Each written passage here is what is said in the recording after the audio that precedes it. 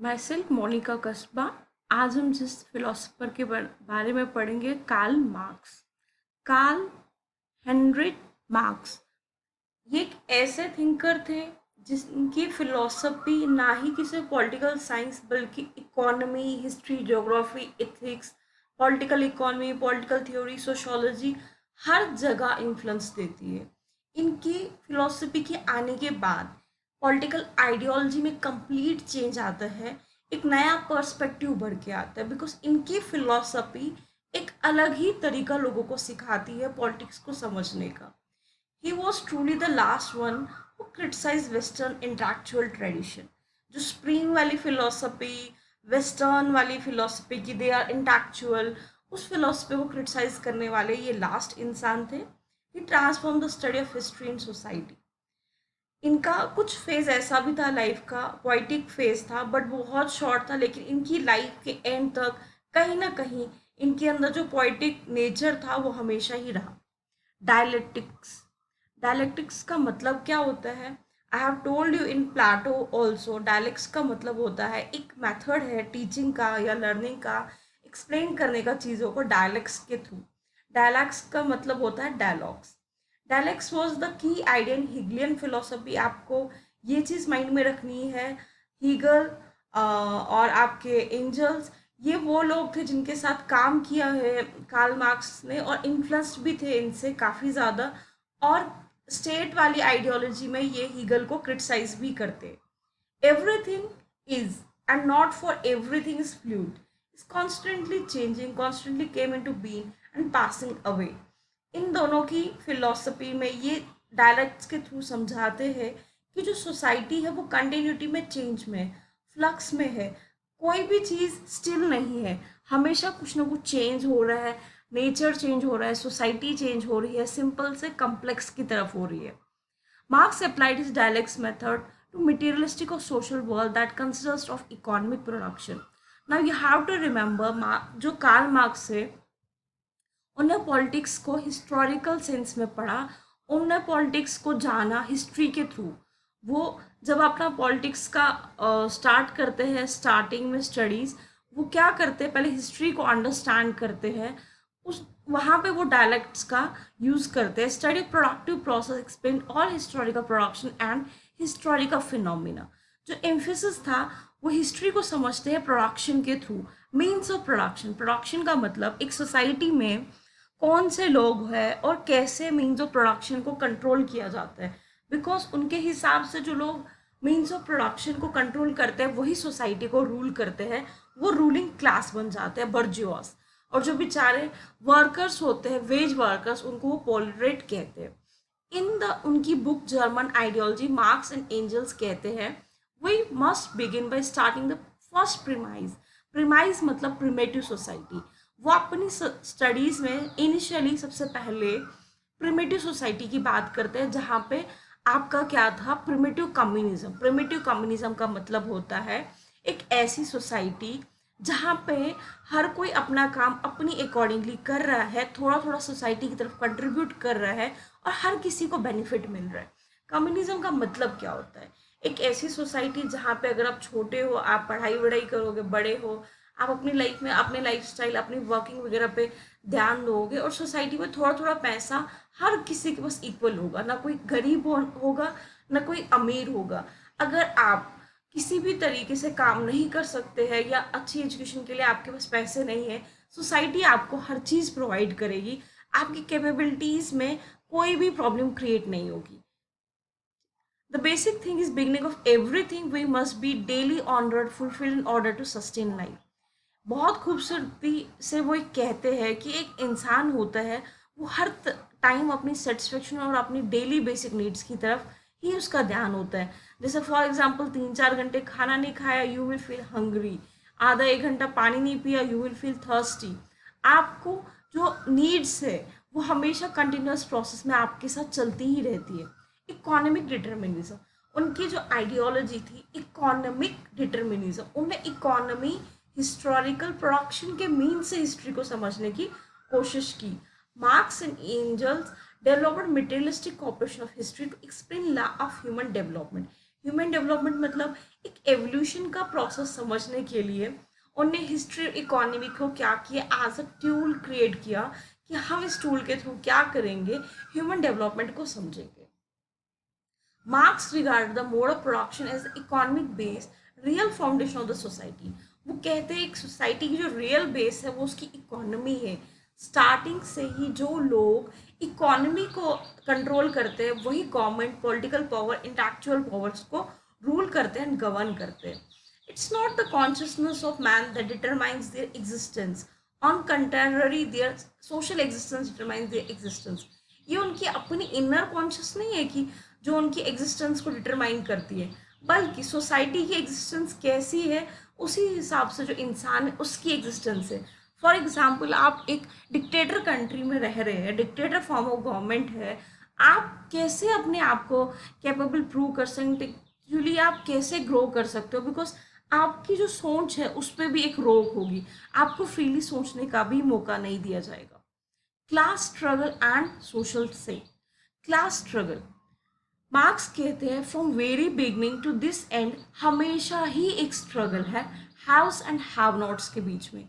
Haves वो लोग जिनके पास प्रॉपर्टीज है, हैव नॉट्स वो लोग जिनके पास कुछ भी नहीं है। हैव्स जिनके पास इकोनॉमिक पावर है वही पॉलिटिक्स को भी रूल करते हैं, और जो बेचारे हैव नॉट्स है उन्हें तो बेसिक चीज़ों से ही फुर्सत नहीं मिलती है। बेटर अपना खाना पीना में ही वो बेचारे उसको ढूंढने में उनकी लाइफ निकल जाती है, वो पावर की बात कर ही नहीं पाते। The history of all hitherto existing history is history of class struggle. History में जितनी भी चीज़ें थी वो हमेशा ही एक कन्फ्लिक्ट था किसके बीच में, सोसाइटी में क्लास स्ट्रगल के बीच में, हैव्स एंड हैव नॉट्स के बीच में। Marx wrote freeman and slave, patrician, plebeian, lord and serf, in a word oppress and oppressed. मतलब जितने भी फॉर्म्स थे, चाहे वो फ्यूडल लॉर्ड्स का फॉर्म था, चाहे वो स्लेव और उसके जो राजा थे उनके बीच वाला था, ये इन सब में एक चीज कॉमन थी, यहाँ पे एक ऑपरेसर था एंड एक ऑपरेस था। एक जो इन पे कठोर चीजें इम्प्लाई कर रहा था और जो दूसरा बेचारा उसका शिकार बन रहा था, एक्सप्लॉइट हो रहा था। एक्सप्लॉइटेशन का मतलब होता है जब कोई इंसान गलत तरीके से आपसे गलत तरीके से ज़्यादा काम करवाए या आपकी मेंटल इंटेलेक्चुअल पावर्स को हार्म करे। Marx said that false consciousness now try to understand. वो कहते हैं ये जो बर्जियोस क्लास है ये अपने आप को जस्टिफाई कैसे करते हैं, कैसे गवर्नमेंट सोसाइटी में अपने आप को सही प्रूव करते हैं। एक फॉल्स कॉन्शियसनेस का वो कंसेप्ट सामने लाते हैं। was created in order to justify the rule of ruling class. It laid emphasis on one who rules the economic power, rules the political power. ये इनका मानना था इंसान इकोनॉमी को रूल करता है, वो कैपेबल है इंटेलेक्चुअल लेवल पर, पॉलिटिकल लेवल पे क्या करना, गवर्नमेंट को रूल करना। ये उन्होंने खुद से एक फाल कॉन्शियसनेस क्रिएट किया था ताकि उनको कोई अपोज ना करे। Analysis of capitalism. कैपिटलिज्म वो फिलॉसफी है जो मानती है कि जो सारी ऑनरशिप होनी चाहिए, गवर्नमेंट कभी भी उसको ओवरटेक नहीं कर सकती है, प्राइवेट के हाथों में दो, प्राइवेट खुद ही प्राइवेट स्फीयर में खुद ही चीज़ें क्या होगी, इन्फ्लुएंस होगी और खुद ही बैलेंस क्रिएट होएगा। और ज़्यादा से ज़्यादा क्या, इंडस्ट्रियल ग्रोथ पे ये लोग ज़्यादा ध्यान देते हैं। अब यहाँ पे कार्ल मार्क्स कहते हैं इन सब चीज़ों की वजह से 3 लेवल पे जो प्रोलेटरिएट वर्किंग क्लास होती है वो सफ़र करती है। फर्स्ट लेवल पे फ्री वेज लेबर क्रिएट होता है। जब इन लोगों की बेचारों की पॉपुलेशन बहुत ज़्यादा हो जाती है तो ये मजबूर हो जाते हैं एक पर्टिकुलर किसी एक इनकम पे रोज़ काम करने के लिए, एक पर्टिकुलर मंथली सैलरी पे काम करने के लिए, जो कौन क्रिएट करते हैं, बर्जियोस। इन बेचारों की अपनी उसमें कोई भी चॉइसेस नहीं होती हैं। Second, surplus value. अब now you need to understand surplus value क्या होता है। फॉर एग्जाम्पल, सपोज आप कोई चीज़ को बनाने में 10 रुपये खर्च करते हैं, अब उसका रॉ मटेरियल, उसकी मेकिंग चार्जेस 10 रुपये होते हैं, लेकिन आप उसको सेल 20 या 30 रुपीज़ में करते हैं, तो जो आपके 10 रुपीज़ या 20 रुपीज़ एक्स्ट्रा है वो सरप्लस वैल्यू है।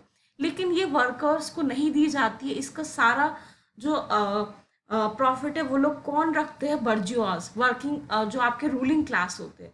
Third one is alienation of workers. Alienation का मतलब होता है कि उन बेचारों के पास सोच विचार करने का ही राइट छीन लिया जाता है। कैसे? जब वो अपने हिसाब से काम करते थे एज अ आर्टिसन या आपकी इंडस्ट्रीज से पहले, उन लोगों के पास चॉइसेस होती थी, कौन सा कलर है, हम क्या बना रहे हैं, कैसे एनरिच होगा, हम इसमें क्या इनोवेशंस कर सकते हैं, चेंज कर सकते हैं। तो उनका माइंड हमेशा इनोवेट रहता था।